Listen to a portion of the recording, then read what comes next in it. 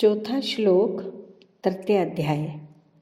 न कर्मणाम नारंभानैष्कर्म्यं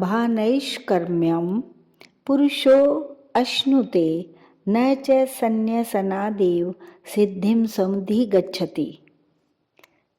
न कर्मणाम नारंभानैष्कर्म्यं पुरुषो अश्नुते, अर्थात कर्म योग में कर्म करना अत्यंत आवश्यक है। कारण कि निष्काम भाव से कर्म करने पर ही कर्म योग की सिद्धि होती है। यह सिद्धि मनुष्य को कर्म किए बिना नहीं मिल सकती। मनुष्य के अंतःकरण में कर्म करने का जो वेग विद्यमान रहता है, उसे शांत करने के लिए कामना का त्याग करके कर्तव्य कर्म करना आवश्यक है। कामना रखकर कर्म करने पर यह वेग मिटता नहीं, प्रत्युत बढ़ता है। नैष्कर्म्यम अश्नुते पदों का आशय है कि कर्म योग का आचरण करने वाला मनुष्य कर्मों को करते हुए ही निष्कर्मता को प्राप्त होता है। जिस स्थिति में मनुष्य के कर्म अकर्म हो जाते हैं, अर्थात बंधन कारक नहीं होते, उस स्थिति को निष्कर्मता कहते हैं। कामना से रहित होकर किए गए कर्मों में फल देने की शक्ति का उसी प्रकार सर्वथा अभाव हो जाता है, जिस प्रकार बीज को भूनने या उबालने पर उसमें पुनः अंकुर देने की शक्ति सर्वथा नष्ट हो जाती है। अतः निष्काम मनुष्य के कर्मों में पुनः जन्म मरण के चक्र में घुमाने की शक्ति नहीं रहती। कामना का त्याग तभी हो सकता है जब सभी कर्म दूसरों की सेवा के लिए किए जाएं, अपने लिए नहीं।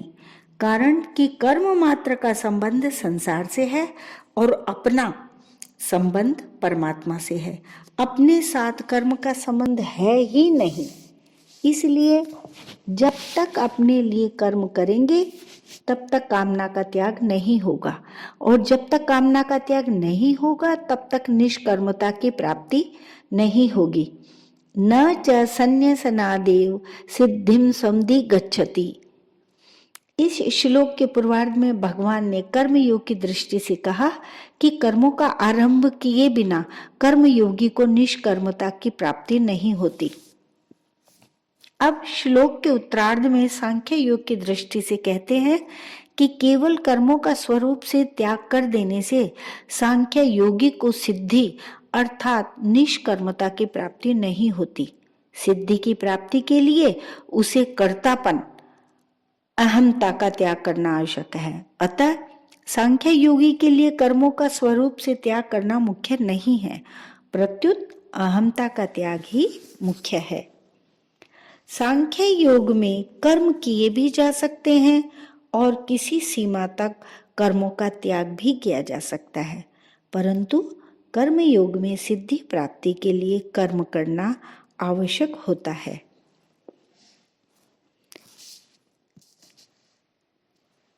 मार्मिक बात यह है कि श्रीमद् भगवत गीता मनुष्य को व्यवहार में परमार्थ सिद्धि की कला सिखाती है।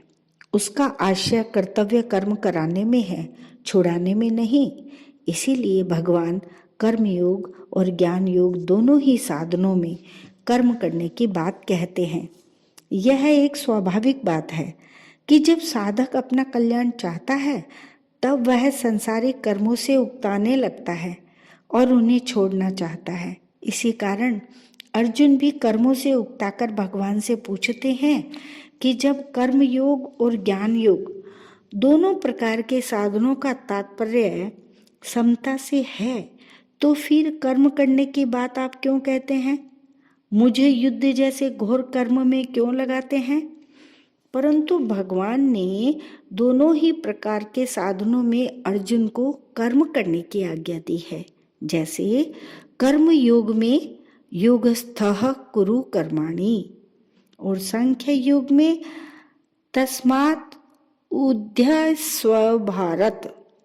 इससे सिद्ध होता है कि भगवान का अभिप्राय कर्मों को स्वरूप से छुड़ाने में नहीं, प्रत्युत कर्म कराने में है। हाँ, भगवान कर्मों में जो जहरीला अंश कामना, ममता और आसक्ति है, उसका त्याग करके ही कर्म करने की आज्ञा देते हैं।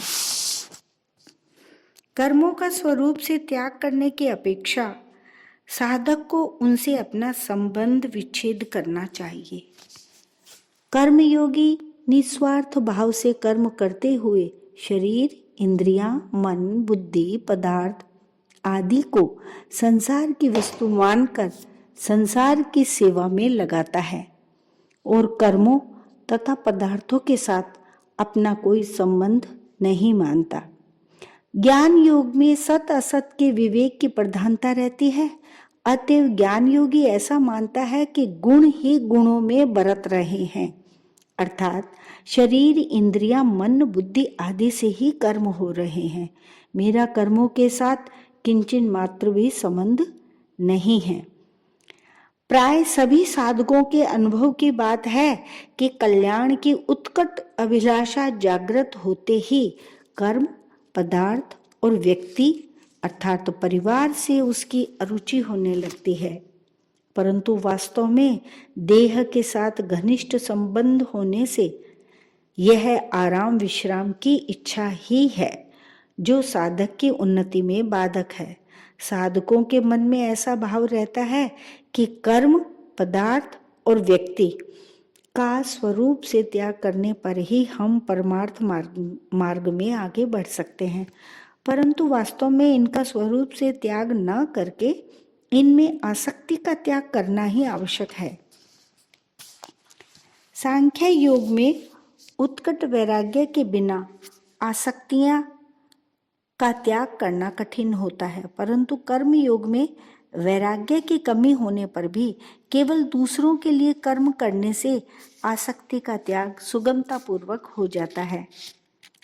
गीता ने एकांत में रहकर साधन करने का भी आदर किया है, परंतु एकांत में सात्विक पुरुष तो साधन भजन में अपना समय बिताता है, पर राजस पुरुष संकल्प विकल्प में, तामस पुरुष निद्रा, आलस्य, प्रमाद में अपना समय बिताता है, जो पतन करने वाला है।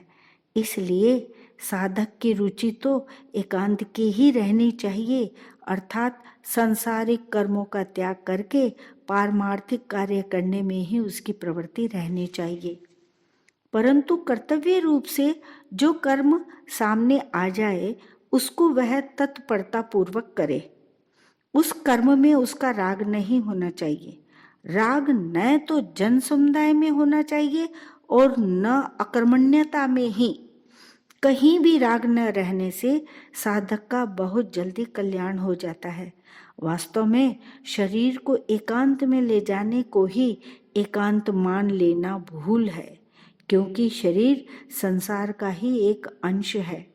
अतः शरीर से संबंध विच्छेद होना अर्थात उसमें अहमता ममता न रहना ही वास्तविक एकांत है।